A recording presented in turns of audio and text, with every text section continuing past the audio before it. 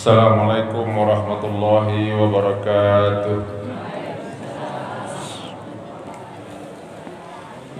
Alhamdulillahillazi hadana lihaza wa ma kunna linahtadiya laula an hadanallah.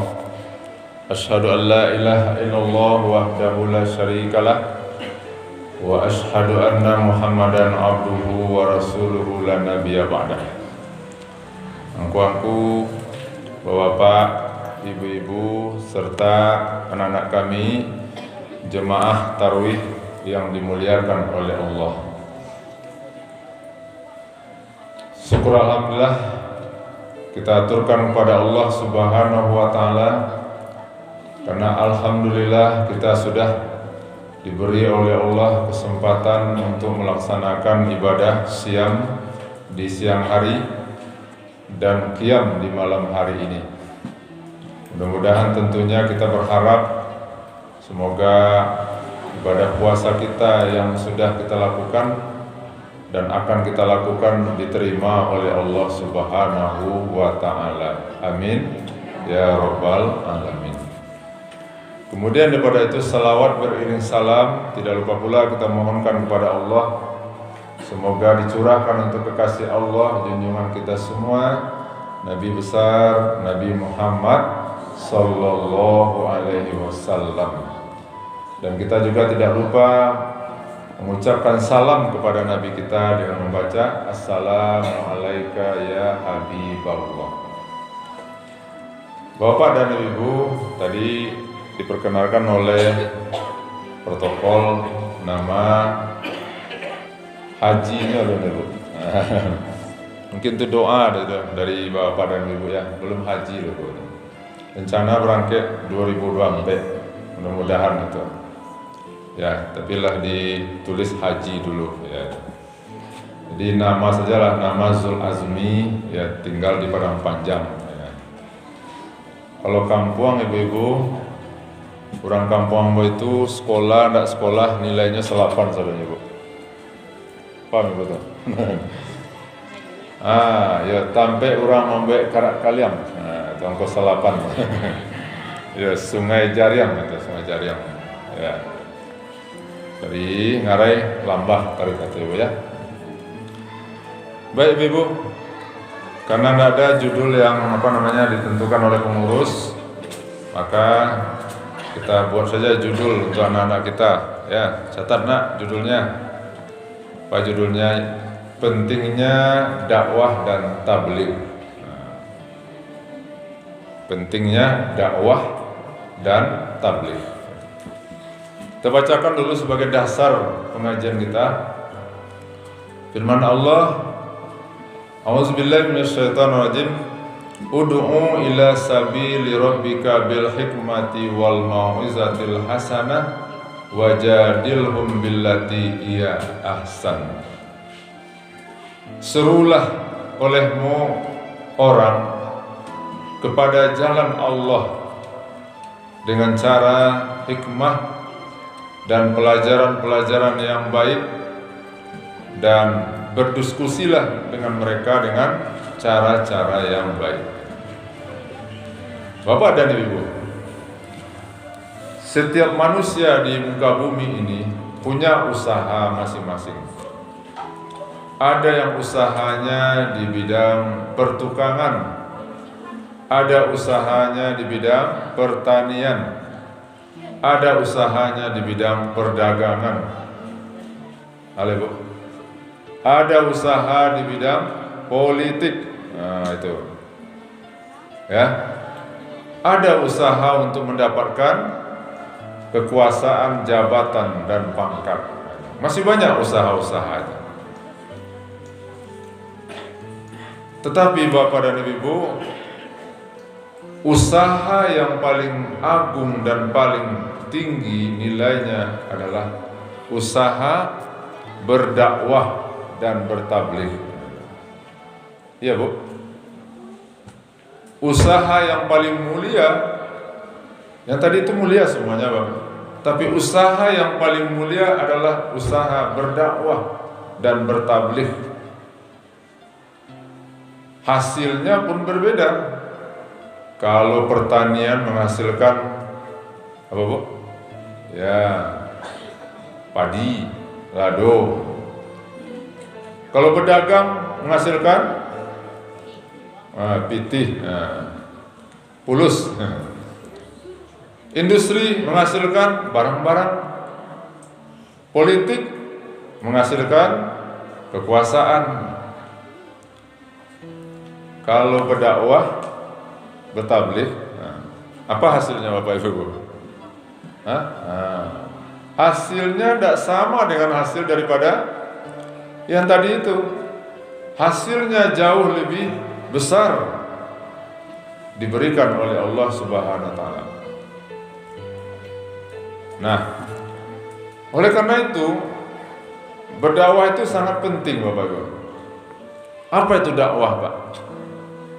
Bu? Dakwah itu apa? Mengajak, Bu ya? Memanggil, itu. Mengundang, itu. Kan itu dakwah, nak? Diajak orang, dipanggil-panggil orang, diundang-undang orang, itu yang nama dakwah. Kama orang diajak, dipanggil, diundang, tadi ud'u ila sabili rabbika. Orang diajak untuk ke jalan Allah. Itu Bu. Jadi dakwah itu adalah suatu usaha untuk membawa orang kepada jalan Allah. Kan mulia tuh Bu, nak? Bukan membawa orang ke jalan kita, ya, tapi berdakwah itu memanggil orang untuk orang percaya kepada Allah Subhanahu wa taala. Ilal Islam. Nah, kalau begitu Bapak dan Ibu, berdakwah itu bagaimana caranya berdakwah? Cara berdakwah dijelaskan oleh Allah dalam ayat tadi. Pertama, bil hikmah. Apa itu hikmah itu, Bu? Dengan hakamah kata orang, dengan bijaksana. Dengan ilmu pengetahuan, mengajak orang, mengundang orang kepada jalan Allah adalah harus dengan hikmah. Tidak boleh namanya sembrono. Apalagi caranya? Wal mau'izah, dengan pelajaran-pelajaran. Ya, dia hanya pelajaran nasihat-nasihat, kemudian wajadilhum billati hiya ahsan. Kalau umpamanya bertukar pikiran, berdiskusi, bertukar pikirlah dengan akal sehat. Nah, itu cara berdakwah, Bapak. Nah, siapa yang berdakwah? Nah, itulah itu.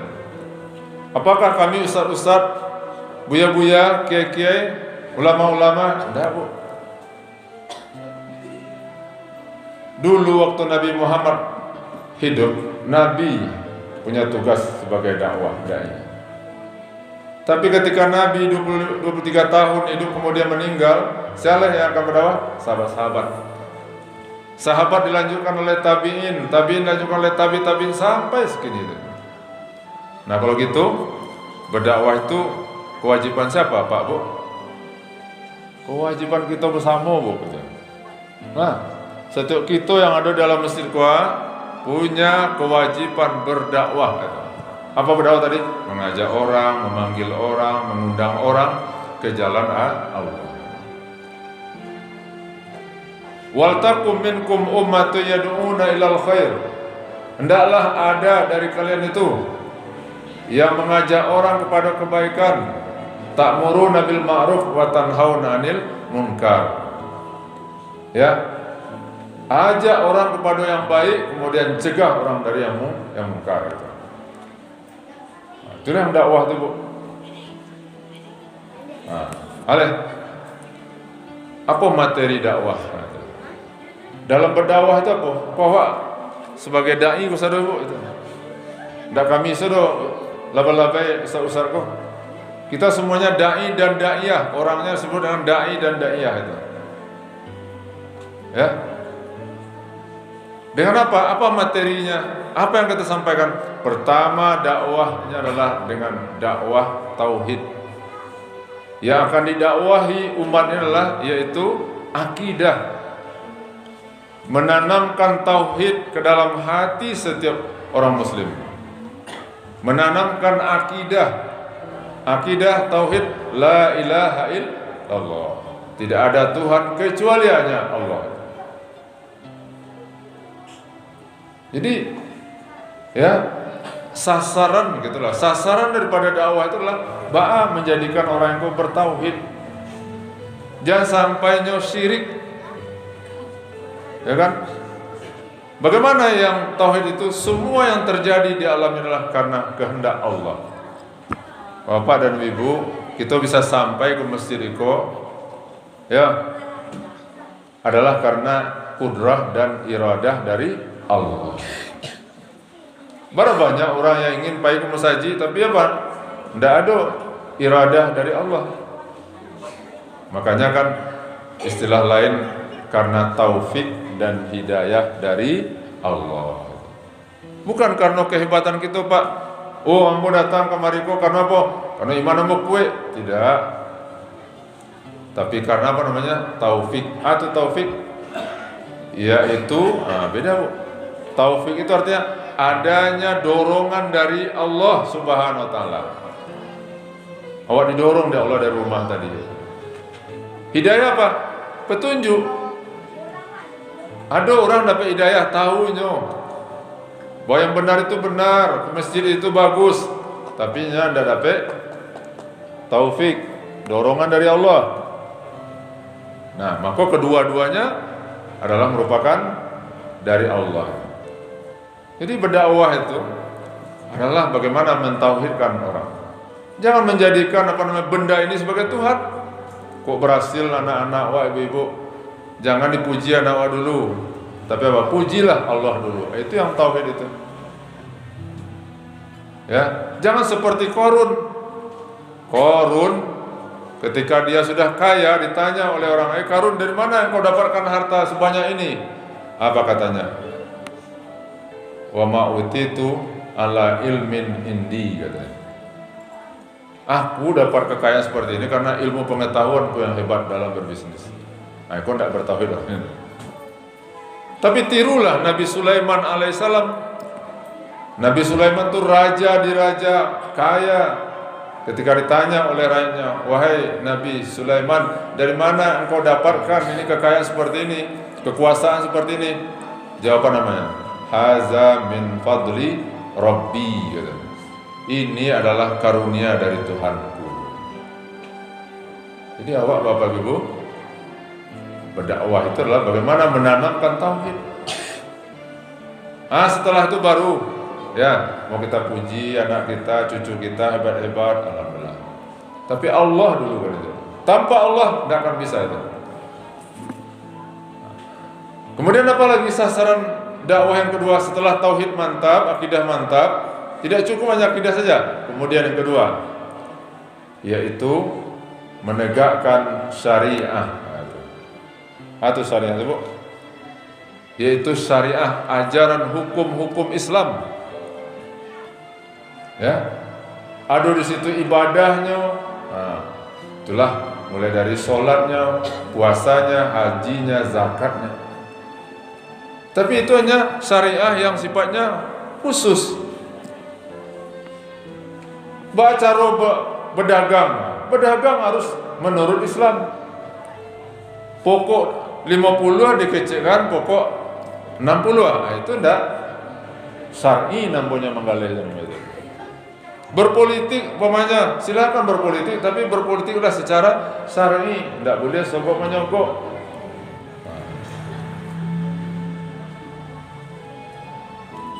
Jadi Bapak Ibu, sasaran dakwah yang kedua adalah bagaimana menegakkan syariat Islam itu, ibadah.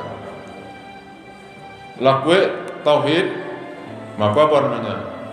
Islam itu dibangun atas 5 pondasi. Syahadat itu tauhidnya. Salat tiangnya gitu. Ya, puasa itu dindingnya, asyamu junnah. Zakat itulah pintu dan ventilasinya, sedangkan haji itulah atapnya. Makanya orang kalau lain haji pakai topi putih ya, haji. Baru sempurna Islam. Makanya tugas kita sebagai seorang dai Pak, mengajak orang. Kalau orang tidak sholat disuruh sholat, tidak puasa disuruh puasa, anak-anak waktu itu pula itu. Dan ketiga Bapak Ibu, sasaran daripada dakwah itu adalah bagaimana menanamkan yaitu akhlakul karimah, budi pekerti kata orang. Nan kuriak pundi nan merah sago, nan baik budi nan indah bahaso. Innama bu'istu liutamima makarimal akhlak. Sesungguhnya aku diutus oleh Allah kata Nabi adalah untuk menyempurnakan akhlak. Akidah kuat, ibadah kuat, tetapi akhlak kurang gitu. Maka tidak sempurna. Ada orang sholat tahajudnya rajin, puasa Senin Kamisnya rajin, tapi tidak pakai sapuan dengan tetangga gitu. Itu akhlak yang naik. Perbaiki bu gitu. Ya, maka akhlak itu adalah merupakan buah daripada akidah dan ibadah.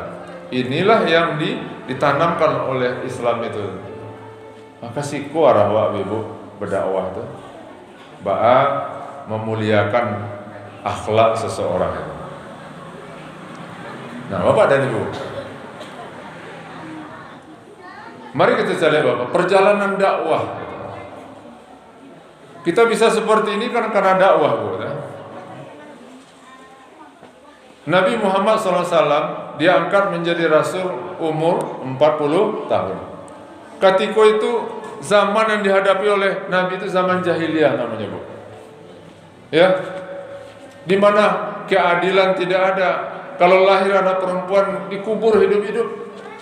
Orang minum keras, berjudi dan segala macamnya itu biasa saja ketika itu.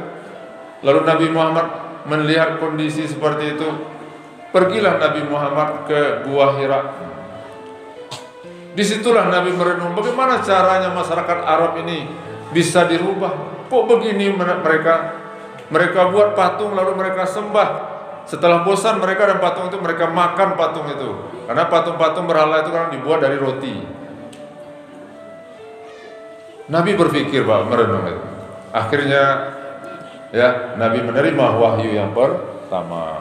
Surat Al-Alaq ayat 1 sampai ayat 5. Setelah menerima itu Nabi turun ke bawah. Sesampai di rumah Nabi menggigil, "Zamiluni, zamiluni," kata Nabi. Selimuti aku kepada istrinya Khadijah.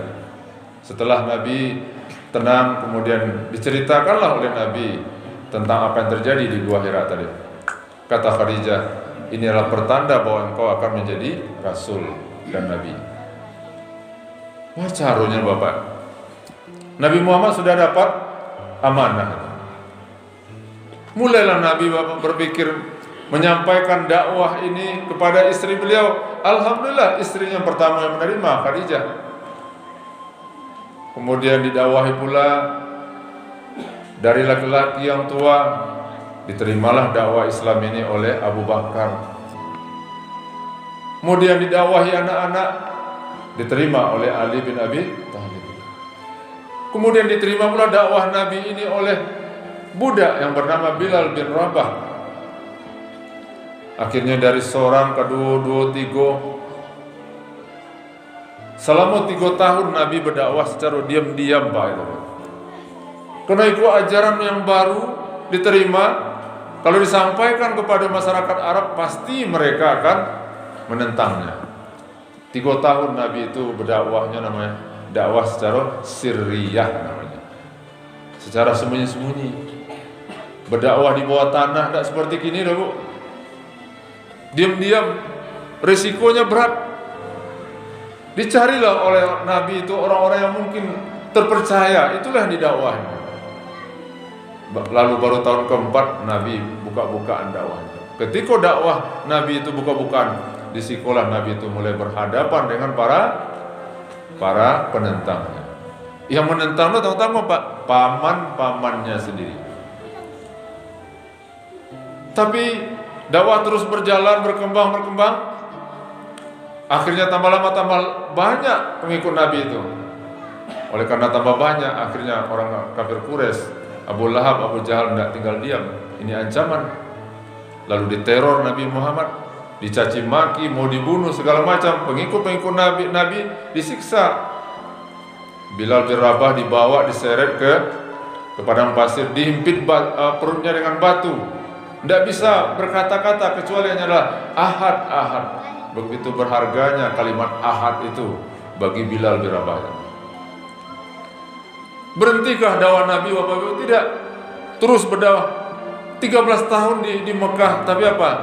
Tidak mendapatkan ketenangan, diancam. Bahkan Nabi Muhammad dengan istri beliau Khadijah, dengan sahabat-sahabatnya, dihalau ke sebuah lembah seperti Ngaresiano itu lah, namanya lembah Si'ib.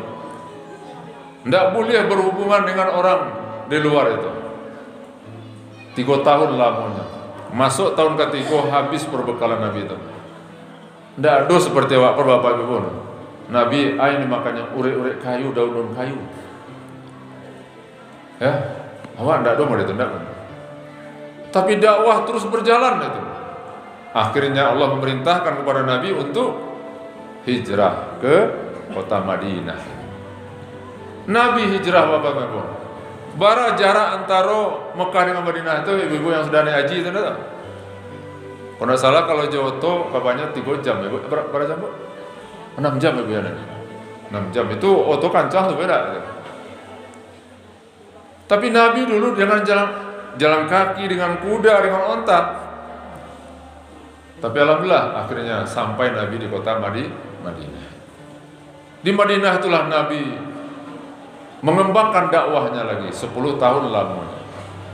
Alhamdulillah, ya, tahun ke-10 selesailah tugas Nabi itu berdakwah Pak. Dalam jangka 23 tahun maka Islam itu sampai ke seluruh dunia ini. 23 tahun, Bu. Tapi Nabi menyampaikan dakwah itu dengan berdarah-darah Pak. Tidak sama dengan berdakwah gini loh, Bu. Kini sanang gitu. Oh, ustaz-ustaz kalau berdakwah kan, lalu mulailah lalu tetaluan. Nabi Bu, jo batu dia lempar itu, jo kotoran hewan gitu. Nah, termasuk dakwah sampai ke Indonesia ini pada abad ke-7. Lalu masuklah para pedagang-pedagang dari Arab menyampaikan dakwah ke Indonesia ini. Itulah yang disebut dengan wali-wali Songo itu. Mereka lah yang menyebarkan Islam ke Nusantara ini. Dulunya Indonesia Pak 100% kafir, negara kafir, tapi sampai jumlahnya menjadi 99%. Berapa hebatnya Bu nak? Dulu agamanya apa? Hindu, Buddha. Tapi bisa berubah dengan Islam. Siapa itu? Inilah para wali-wali itu. Baca cara mereka berdakwah, Bu. Berdakwah dengan pendidikan, didirikan pesantren-pesantren, berdakwah dengan seni. Makanya kalau di Jawa itu kan ada namanya wayang itu enggak? Wayang golek, wayang orang itu dipakai oleh wali Songo itu untuk berdakwah Islam. Tidak dianggap itu haram doh itu. Tapi apa? Dengan itu berdakwah. Akhirnya Islam itu sampai ke seluruh Nusantara ini. Jadi jangan lupakan Bu, bahwa yang berjasa di Indonesia adalah umat Islam. Bahkan yang memerdekakan negara Indonesia ini dari penjajah adalah umat Islam. Makanya Bapak Ibu, kita disuruh selalu berdakwah. Tapi di zaman Orde Baru dibuat undang-undang Pak. Undang-undang itu tidak boleh menyebarkan agama kepada orang yang sudah beragama. Pak ya, berapa jumlah agama di Indonesia kok 6 itu. Tidak boleh, orang Islam tidak boleh mendakwai orang yang belum beragama, orang yang sudah beragama. Nah, tidak boleh. Oke, umat Islam patuh Pak, patuh dengan undang-undang tadi. Tapi yang tidak patuh siapa Bu? Yang tidak patuh adalah orang-orang selain Islam. Mereka secara gencar dan diam-diam mendakwahkan agama mereka itu kepada umat Islam. Tahun 90 bara jumlah umat Islam Ibu di Indonesia kok 95%. Kini Ibu hanya tinggal 85%. Kama 10% itu, itulah 10% itu yang berpindah agama jadi murtad. Kenapa? Karena masuk di situ misi orang-orang kristenisasi Bu. Di Jawa itu bukan main kristenisasi. Kalau di Sumatera Barat kok di Pasaman, di mana itu di Painan, kemudian di Mentawai itu mereka gencar. Kadang-kadang anak-anak gadis Islam itu ya dipacari, kemudian dinikahi. Nah, setelah nikah memang masih Islam semata, kemudian beranak 2 atau 3 diancam lah itu. Mau tetap dengan nambu atau keluar agama. Itu jadi Bapak Ibu. Di Pasaman tuh pernah Bu ya akan dibuat, kabarnya gereja yang paling terbesar di Asia Tenggara, tapi alhamdulillah ya digagalkan oleh para ulama-ulama, oleh umat Islam. Kok penting untuk kita sabar Bu? Ya kan? Di Bukit Tinggi pernah akan dibangun dulu rumah sakit Immanuel kan itu kan? Akhirnya ulama-ulama turun dan jadi. Tapi tidak akan mungkin model itu. Akhirnya tokoh nasional, pahlawan nasional, orang Sumatera Barat, ya, orang Alahan Panjang, Dr. Muhammad Nasir, nyukumpulkan para ulama-ulama di Sumatera Barat kok. Tidak mungkin kita akan model setari. Oleh karena itu kita buatlah rumah sakit katanya. Lahirlah, berdirilah rumah sakit IRC itu. Sebelumnya Pak Nasir itu mendirikan Dewan Dakwah namanya. Ibu tahu pernah dengar Dewan Dakwah? Dewan Dakwah. Didirikan Dewan Dakwah, kemudian didirikan ya IRC. Kata Pak Nasir, dulu waktu di Orde Lama kita berdakwah melalui politik. Nah, tetapi karena Masumi sudah dibubarkan, lalu kini berdakwah melalui ya berpolitik melalui dakwah. Jadi apa yang ingin kita sampaikan Bapak Ibu? Betapa dakwah itu sangat penting. Ceramah-ceramah seperti khotbah pengajian-pengajian ini adalah bagian dakwah. Maka oleh karena itu kita harus dukung, kita harus ramaikan dakwah-dakwah seperti itu Pak. Kalau umpamanya di Musajid aku barangkali wirid sekali seminggu Pak. Seminggu ramaikan Bu Pak. Kalau tidak siapa yang akan meramaikan kondak itu? Ramaikan. Karena telinga itu perlu disiram dengan ayat-ayat Allah. Telinga yang tidak pernah mendengarkan ayat Allah, maka apa namanya? Maka sulit nanti dibawa untuk berdakwah. Baca cara berdakwah Ibu. Cara berdakwah adalah bagi yang punya ilmu pengetahuan, berdakwahlah dengan ilmunya. Ilmu apa Ustaz? Ilmu agama, ilmu umum juga. Jadikan itu sebagai dakwah. Tidak ada ilmu apa? Kekayaan, harta. Ya ilmu tidak ada tapi harta. Maka jadikanlah harta itu untuk pendukung dakwah. Dopiti Bu, orang bangun masjid, bangun musala, bangun sekolah, bangun madrasah, pondok pesantren. Maka apa? Maka kita ikut ya bersedekah. Itu namanya dakwah. Ilmu tidak ada, kemudian harta tidak ada. Tidak masalah. Tenaga, pikiran. Tidak ada juga itu apalagi. Berdakwahlah dengan keteladanan. Mulailah kita Bapak Ibu dari rumah kita sendiri berdakwah. Kemudian di masyarakat kita. Kenapa? Karena dengan dakwah inilah kita hidup itu akan sejahtera di dunia dan bahagia di akhirat.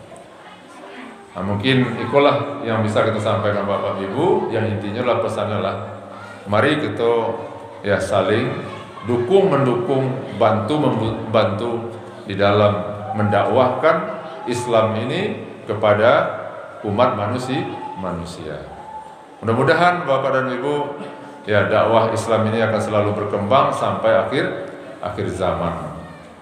Di luar negeri, kini Bapak Ibu enggak, di Amerika, di Inggris, di Perancis, Itu dalam setahun itu ribuan orang yang masuk Islam itu. Gereja-gereja itu sudah banyak tutup, dibeli oleh orang Islam, dirubah menjadi masjid.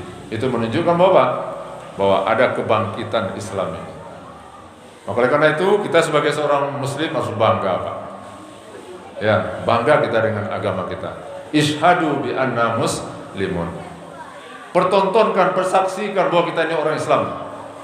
Para wanita harus bangga dia memakai busana muslimah. Harus bangga itu. Iman tidak bisa dicari, Pak, tapi keislaman harus dinampakkan. Nah, mungkin itulah Bapak dan Ibu yang bisa kita sampaikan. Banyak maaf. Wabillahi taufiq. Assalamualaikum warahmatullahi wabarakatuh.